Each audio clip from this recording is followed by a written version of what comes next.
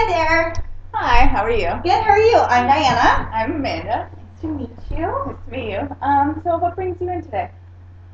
Um, okay, so I've been having a little bit of an issue with some of my classes. I'm doing great academically, and I feel like I'm really getting the information that I should be getting from my program. And I'm currently in the social service worker program at Fleming. But at the end of last semester, after one of my exams, I was pulled into the office of a teacher, at the teacher's office, and basically told that there was an anonymous group of people or one person that has come forward and complained about the way that I present myself in class. Um, a lot of things were brought up about like eye rolling and like my attitude and that I'm racist and that I make people uncomfortable and that they don't want to raise their hands in class and they don't want to talk.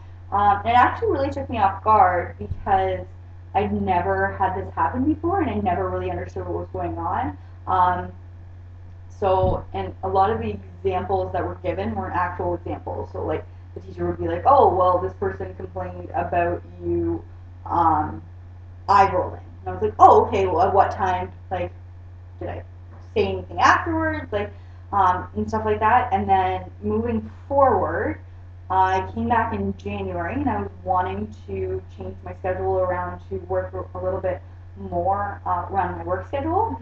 And I have to work to go to school. And so for me to change my schedule, I would have been able to work 30 hours a week, which is like really good.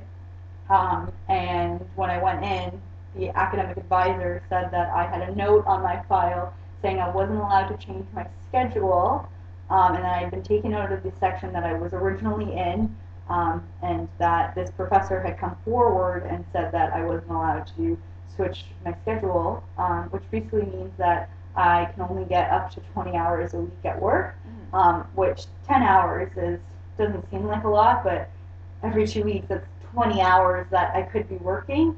And so it's actually like affected me mentally and emotionally because I've been like struggling to make ends meet and struggling to like provide for myself.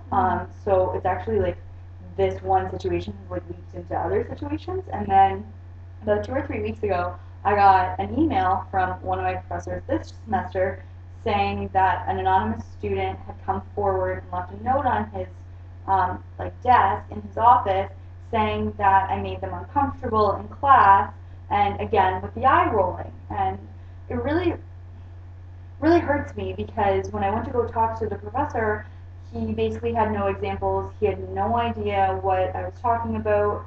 Um, so yeah, so it was just that's basically why I've come to you because I really have like exhausted all of my internal resources and some of my external resources as well. And I want to talk to someone who's completely just like a third party.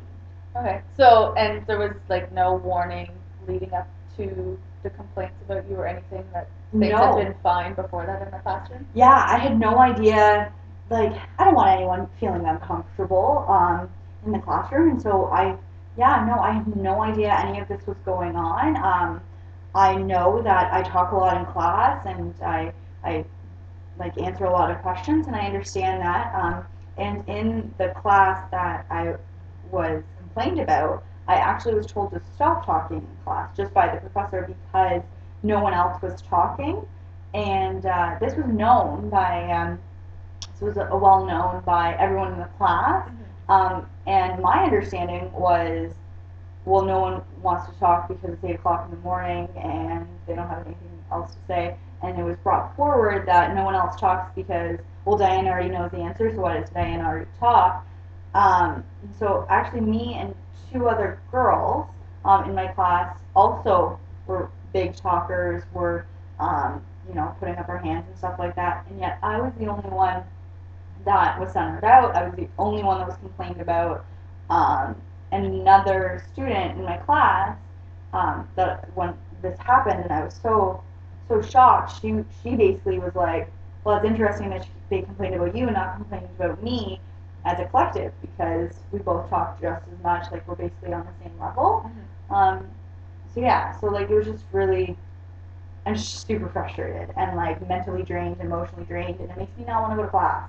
Well, it can be very frustrating because that's your environment. You should feel safe there and feel like you're not being put on the spot, whether it's by the professor or by your peers in your classroom.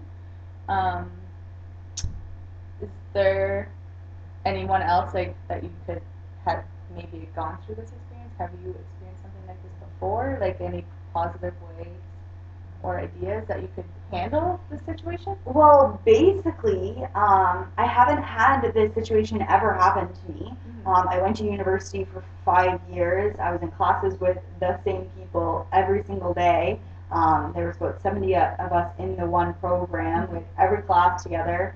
And yeah, it just wasn't like this. I'd never had someone or a group of people feel so uncomfortable in a classroom setting. And most of the time, we're talking about like personal things or like personal experiences because it's very based upon like does anyone know when this happened, or even like news stories.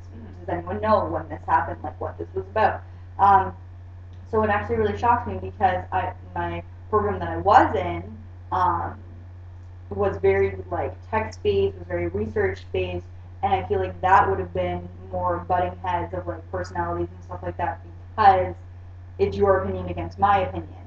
Versus this, it's my own personal experience. So Yeah. how can I argue with someone about their own personal experience? Like it's your experience. I don't know if you went through it. You have no idea if I went through what I went through. Like so, yeah, and with talking to people like outside, I have like my partner. I went home after the first time it happened, and I went home after the second time it happened. And he said, basically, like stand in front of the class and be like, look, whoever's talking about me, like just come and talk to me because we really need to settle this. This is juvenile. And then he was like, that's what you should do. I'm like, well, that's not really collective and just makes me seem super aggressive. Um, and then I talked to like my sisters about it, um, and they were just like, "Oh, well, this is weird. Like, isn't college supposed to be making professionals?" And I was like, "Well, yeah, like that's what like basically going to college. You're going into the workforce, and this wouldn't happen." In my understanding and in their understanding, this wouldn't happen in a work setting. No, and I've been in the workforce for 10 years, no boss, like even if I went to my boss now and I was like, this person has done this, this, and this, and they ask for examples, well, I don't have examples, right? And that's what's happened to me. There's absolutely no examples. It's not like, you said this, and then this person, anonymous person, felt this way. So it's like I don't even know what I'm doing to make it not. And even the professor that I talked to the second time was like, "Yeah, no, this wouldn't happen, but I have to say stuff to you because it was sent to me." And we tried to set up a meeting with the person that it was. So it was anonymous towards me, but the professor knows who wrote it. So again, they're not breaching that confidentiality, and yet I feel like my confidentiality has been broken. Yeah, so you feel pretty vulnerable because you're not. Yeah. Your values aren't being taken as seriously as the other person. Yeah, yeah, exactly. And I feel like in the program that we're in, confidentiality is a big issue. Um, Hearing things in class, you keep it to yourself. You don't go out and say things to other people. And with the eye rolling, second or third week of last semester, I brought that up as like an insecurity of mine. We were talking about insecurities, and I brought that up like that's an insecurity of mine. It's something I've been working on forever. Um, as a child, I used to roll my eyes as a coping mechanism from getting yelled at. Like that was something that I did, and I know that I don't do it now because I've gone to counseling, because I've done active steps towards it. So you like this anonymous person using my vulnerabilities and my comfort in the classroom to even share that with the people that I'm in the classroom with just really emotionally hurt me, and it just makes me not want to go to class. Like, why am I going to share? Why am I going to go to class? Why am I going to bring anything to the table if you're just going to go back and be like, oh, I'm going to use this against her? You know what I mean? So if I put up my hand like in one of my classes and say, "Oh, I actually talked to this person," or when I was in high school, this happened to me, and then 3 weeks later, I get like I don't know an anonymous thing. So yesterday in one of my classes, I talked about like my high school and how my high school was like very like under lockdown and we had security and everything.